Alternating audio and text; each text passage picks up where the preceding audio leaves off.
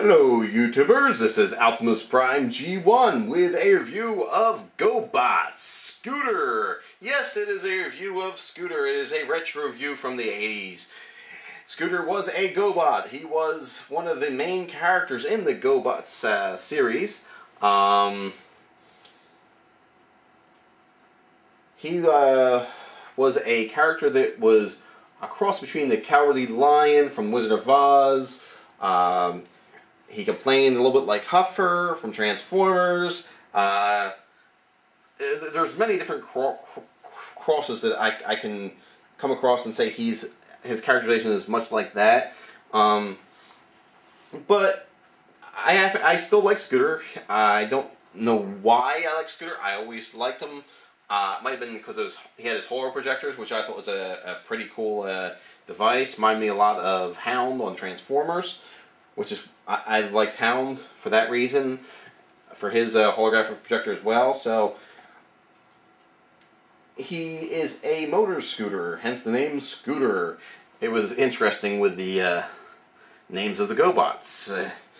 You had Copter, which was a helicopter. You had Fighter, which was a jet fighter.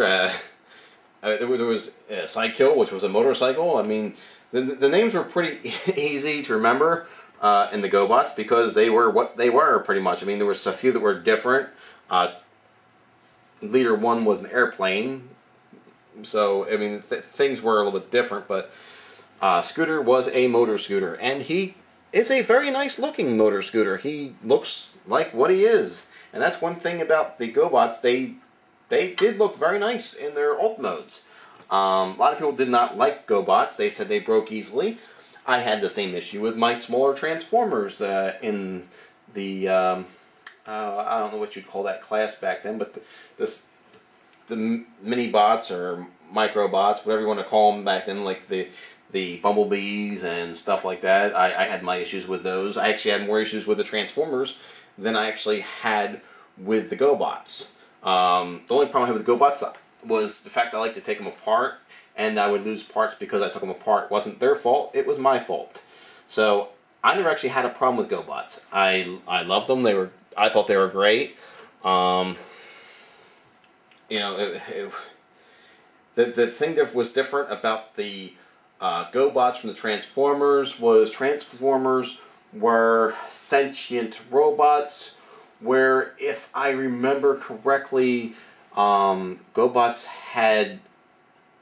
were once organics that placed their brains in mechanical bodies or something along that line, if I remember right. It's been a while since I watched that storyline, so I believe it was something along those lines. Gobots really did look like pretty much like their characters on TV, other than the faces. Faces did not look the same, but the vehicles and the robot pretty much looked the same except for the faces, really. So let's take a look at this guy and see how he transforms.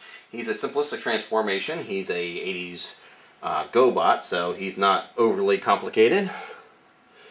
We have legs that come down. His chest comes down. His arms swing out. And one thing of note is his arms are actually on a ball joint here, which is interesting for an 80s figure. And then he has this extra joint here, so he actually has a ball joint, which lets you give you full range of motion with his arm, and then in and out. He doesn't have any kind of elbow joint or anything like that for real good articulation, but for an 80s figure, having just that little articulation is interesting. Another thing of note, he has a knee joint because of transformation.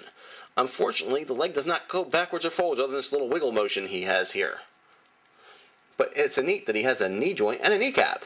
So he actually has an interesting joint there that you can't take advantage of, because it was for transformation. It wasn't necessarily for the vehicle to do anything, for the figure to do anything. So he just stands there. You could raise an arm up, except this one the arms are kind of loose from me taking it apart so many times when I was younger. So you can't really raise an arm anymore on it. So pretty much he stands there like this. Let's take a look at his face. And as you can see, it's pretty much a generic robot face. It doesn't look anything like the animation. I don't remember the animation, but it looks nothing like the animation. He looks very grumpy. It's a very grumpy robot face, where Scooter always either had a smile or had a scared face. So he had a very animated face. This looks like a very generic robotic face. And consider they weren't supposed to be robots, they were supposed to be something else, like a cyborg almost, I guess.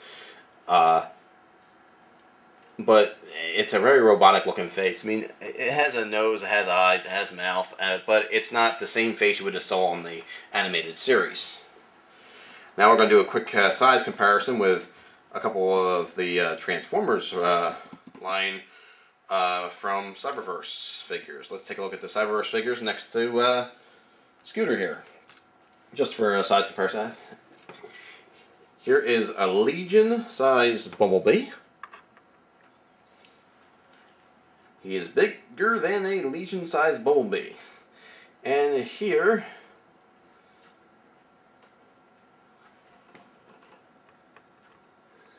is a Dreadwing Commander class. So he's a little bit smaller than Commander class, but bigger than a Legion. Now, Dreadwing is actually smaller than typical Commander class, so Scooter would definitely be smaller. He's in between the two sizes, so he fits roughly into that size group.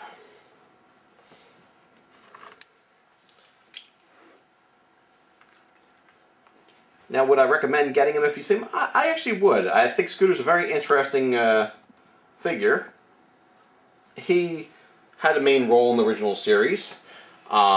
I believe he has a place in the collection. If you are collecting Gobots, he has a place in that collection because of his role in the original Gobot animated series. He is a nice figure. He has that range of... If you can find one that's a little tighter than what I have, you'll probably be able to pose his arms a little better than I can. You might even be able to get him in a kneeling position, like begging for mercy from one of the Renegades. Since he is a little bit of a cowardish figure, you could probably get him in a little kneeling pose. And if you get his arms up here, you could probably get him like begging for mercy from the Renegades. Oh, please don't shoot me! Or whatever. So, he has that pose. And for a cowardish robot, that's not bad.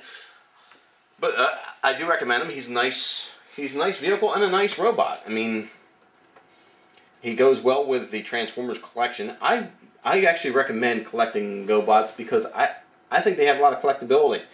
And I think it's a great figure that deserves its due. And I would recommend picking him up if you do find him on eBay. I would recommend it. He is a nice figure. Alright, thank you for watching my video.